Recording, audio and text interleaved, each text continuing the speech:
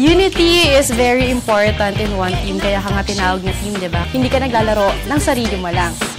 It's an integral part of a team game, di ba? You have to be united. Kailangan iisang direction, iisang goal. Jack Cruz! Perfect! The moment you wake up and the moment you bond with the team, doon nagkakaroon ng togetherness. Setting it up, Bulan. Diyan pumapasok yung trust eh. Yung trust nyo sa isa't isa to function as a team. Soriano, perfect in her approach. We're talking about a team. So, without unity, there is no team. When you don't have unity inside the team, the feeling will be so heavy.